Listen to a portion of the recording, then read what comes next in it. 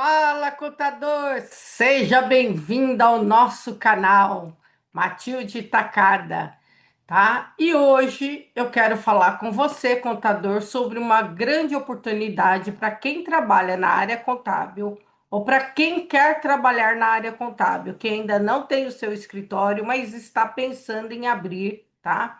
Que é planejamento previdenciário. E um dos planejamentos que nós vamos falar é planejamento previdenciário do professor.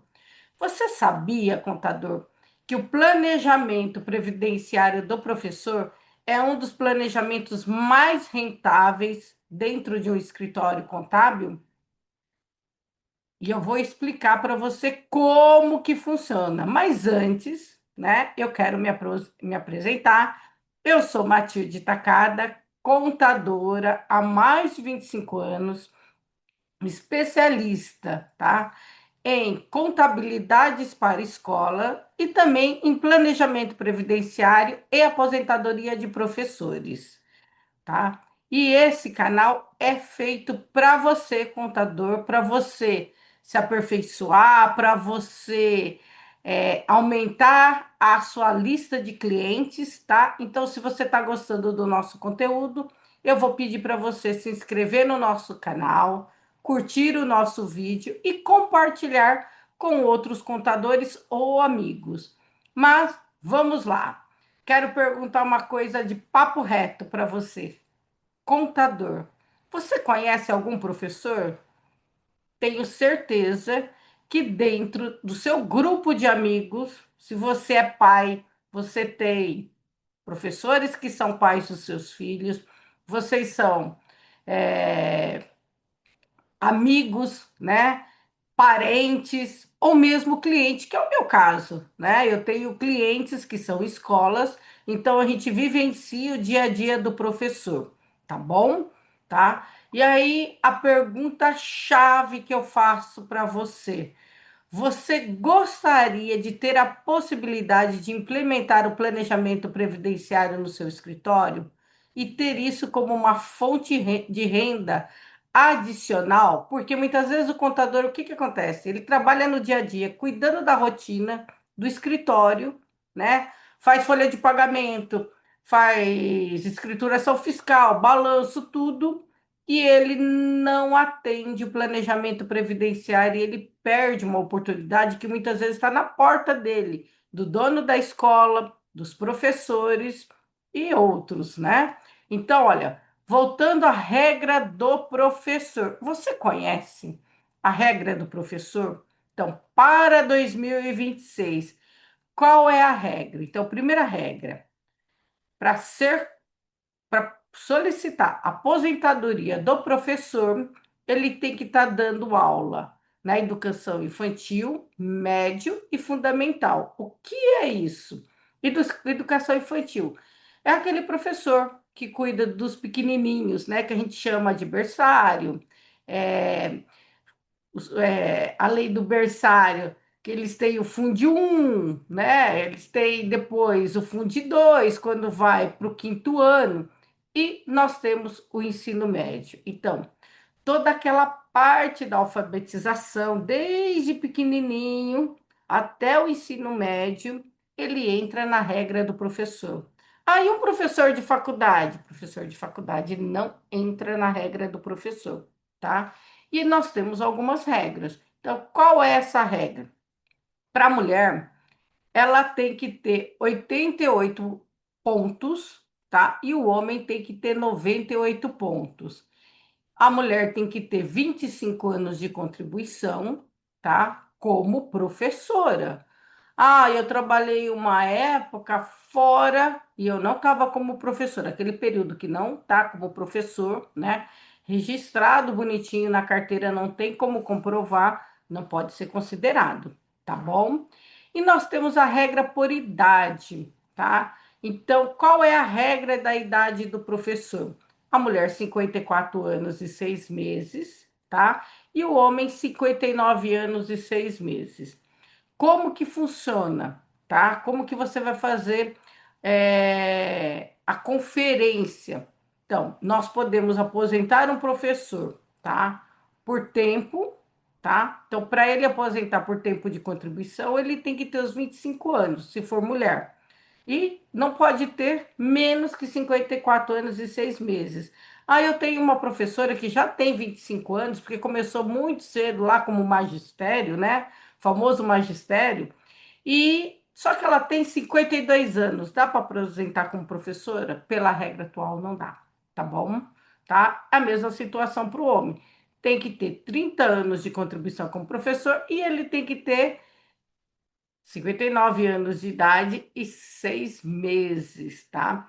Mas nós podemos fazer várias conferências. O que que são essas conferências? A gente pode verificar qual é o melhor valor ou qual a melhor regra que eu posso dar entrada nessa aposentadoria. Eu posso trabalhar com regra de pontos, eu posso trabalhar com regra de com o tempo de contribuição. Para isso, eu preciso fazer um planejamento. Agora, uma coisa muito importante que acontece. Você sabe, por exemplo, calcular a regra da aposentadoria. Você sabe como que era feito o contador, o cálculo dessa regra? Então, antes da reforma tributária, tá? Essa regra vale para professor e vale para outras profissões, tá? Como que era feito? O governo pegava todo o período de contribuição, então ele pegava do primeiro mês, tá? Até o último mês. E o que que ele fazia? Ele pegava todos os meses e ele descartava 80% dos meses, né? Desculpa. Ele ficava com os 80% maiores meses de contribuição e descartava 20. O que que é isso? Ele pegava aqueles meses que o salário, vou te dar um exemplo. O professor começou lá atrás e ele recebia um salário pequenininho. Aquele valor que é pequenininho, tá? Quando eu uso essa regra do descarte e ele tem já mais do que tempo, né, de contribuição permitido, que eu faço? Eu faço com que aquela regra do descarte, que é pequena, aquele salário era sobre o salário mínimo, um exemplo, eu abro mão daquele período e eu considero só os maiores salários. Quando eu considero os maiores salários, a hora que eu somo todos os maiores salários e divido pela quantidade de meses, eu vou fazer com que a média do salário de contribuição fique com um valor, tá? Maior. E isso é muito ruim, tá? Desculpa, isso é muito bom para o professor, tá? Agora, quando eu trabalho com uma regra onde eu somo todos os valores, todos os meses, e eu divido pela quantidade de meses, e eu tenho muitos salários com salário baixo, tá? O que que eu faço? Eu faço com que essa regra diminua. Se essa regra diminuir, eu faço com que a aposentadoria seja pouca. Por isso que eu tenho que fazer esse planejamento. Por isso que eu tenho que orientar o cliente, né, ou professor a fazer o planejamento para poder identificar em que regra que ele está naquele momento, tá? E como que ele está pensando em trabalhar dessa forma, tá bom? E tem um alerta muito importante que eu vou fazer. E aí eu vou dar um exemplo. Quando você pega um professor, isso acontece muito com aqueles professores que dão matérias, matemática, geografia, português, tá? Aquele professor que ele dá matéria específica, né, que nós falamos de matéria específica, você imagina aquele professor que ele dá matemática e português. Dentro da grade curricular, a escola tem um conteúdo de matérias de matemática e português muito grande. Então, via de regra, aquele professor recebe por hora aula, tá? E recebendo por hora aula, a hora que a gente multiplica pela quantidade de aula dada, o que que faz com que esse professor tenha um salário maior, tá? Agora, você pega aquele professor que ele dá, um exemplo, ele dá geografia. E ele dá geografia em duas escolas, tá bom? Então, ele dá no período da manhã, ele dá numa escola chamada Escola Maria e lá a quantidade de hora aula que ele recebe dá o valor de R$ 4.500. Isso é só um exemplo, tá? O que que vai acontecer? O contador da Escola Maria vai pegar esse salário de 4.500 e vai calcular o INSS, se tiver base de imposto de renda também calcula, e vai pagar o valor líquido, tá? Esse valor de 4.500 sobe para o portal do meu INSS, né? E aparece lá no extrato do CNIS com o CNPJ da Escola Maria. E no período da tarde, ele foi para a Escola José, tá? E lá na Escola José, ele recebe R$ 6.000. O que que aconteceu com esse professor?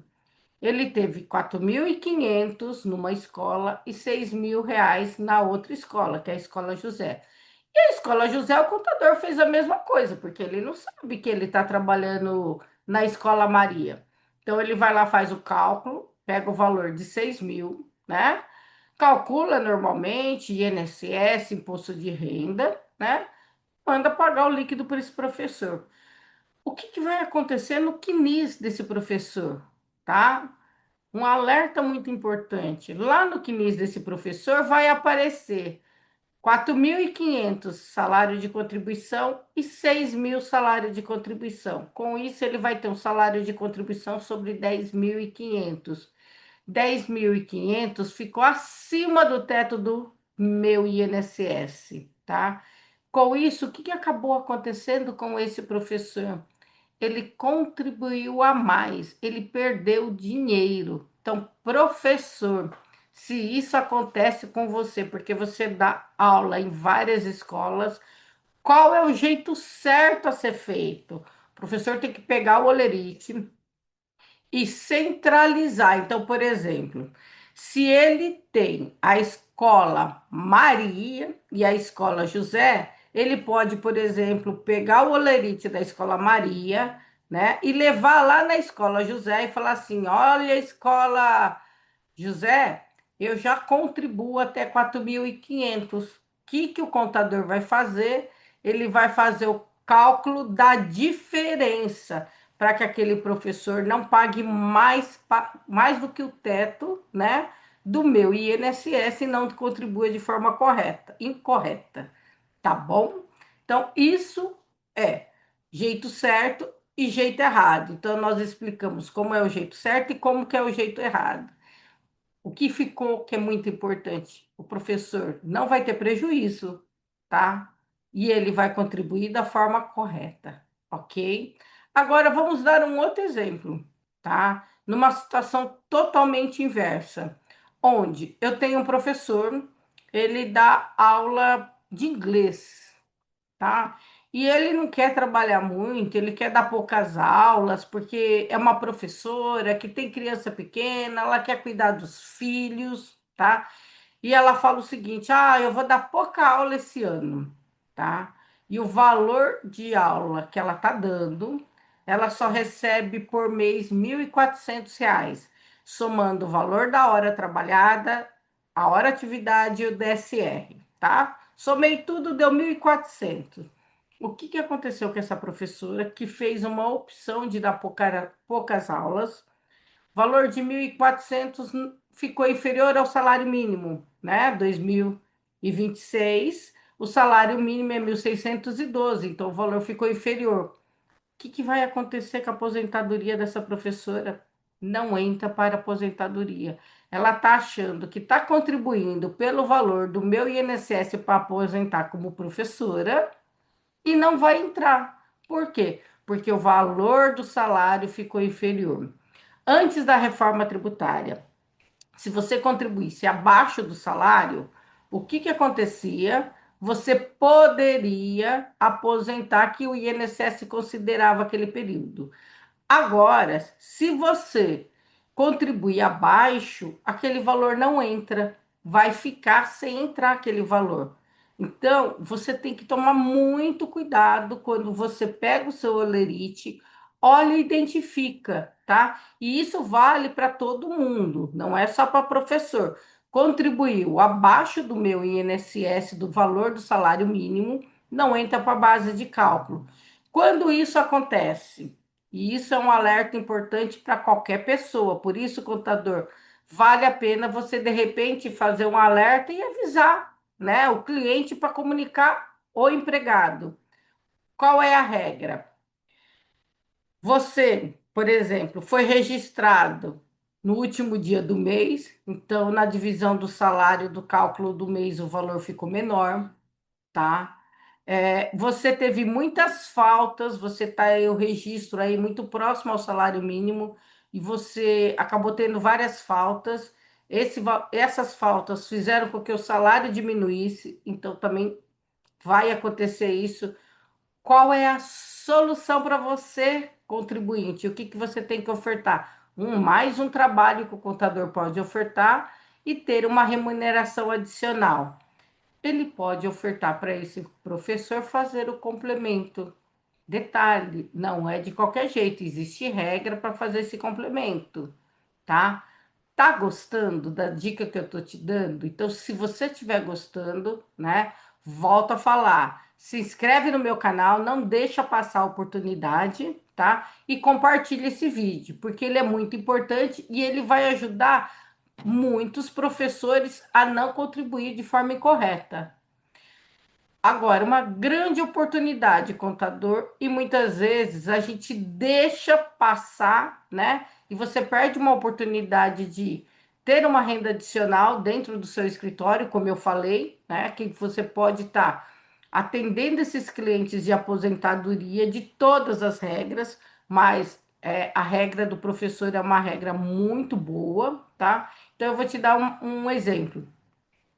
O professor é muito comum, tá? O professor ele trabalhar na rede pública e na rede privada, tá? O que que acontece quando o professor trabalha na rede pública e na rede privada? A gente vai fazer dois estudos aqui. Primeiro estudo, vamos dizer que ele seja um concursado. Se ele é concursado, tá? Dependendo do período que ele entrou, tá? Ele tem regra diferenciada de tempo de contribuição, dependendo do estado onde ele se encontra, né? Quanto tempo precisa, idade, e ele tem a regra que ele trabalha nas escolas particulares, tá? Quando nós fazemos o planejamento, a gente verifica essas duas situações. Então, eu verifico se o professor tem condição de se aposentar pela regra pública e pela regra privada. Isso significa que o professor pode receber dois benefícios de aposentadoria, tá? Isso já é um ponto importante. Agora, vamos dizer que o professor não tenha condição, ele tenha pouco tempo dentro, né, da escola privada e ele tenha muito tempo dentro da escola pública, tá? A gente faz o planejamento, identifica aonde é a melhor regra, né? Por que que eu tenho que identificar? Porque o órgão público tem regra específica. Então, por exemplo, se você é um professor federal, ele tem regra específica. Se você é um professor estadual, né? Estado de Minas, Rio de Janeiro, Rio Grande do Sul, ele tem regra específica. Então, o que que você vai fazer? A gente vai identificar, fazer o melhor planejamento e vai passar para o cliente, porque o que vale para o cliente é o retorno do investimento mais rápido. Então, quando eu faço o planejamento previdenciário, eu identifico quanto ele contribuiu, quanto tempo falta e qual é o melhor valor, né? Que ele vai receber de benefício contribuindo menos. Então, por isso que é estratégias e por isso que se faz cálculos, tá? E é possível, nesse caso, desse exemplo que eu te dei, do professor ter duas aposentadorias. Ou, se ele não tiver duas aposentadorias, uma aposentadoria ser levada para outra aposentadoria e ter essas duas modalidades. Gostou, contador? Então, isso é planejamento. E planejamento previdenciário, ele traz um alto valor de retorno ao escritório, tá? Se você quiser saber mais, eu sou Matilde Takada, contadora, sou especialista em planejamento previdenciário e eu ensino contadores a fazer o planejamento previdenciário. Uma dica importante: quer contribuir? Quer saber mais? Clica aqui embaixo, né, no nosso canal. Escreve o que você gostaria de ouvir, que eu vou trazer para você. Qual o tipo de planejamento que você gostaria que eu trouxesse? Tá bom? Grande abraço, fique com Deus. Tchau, tchau.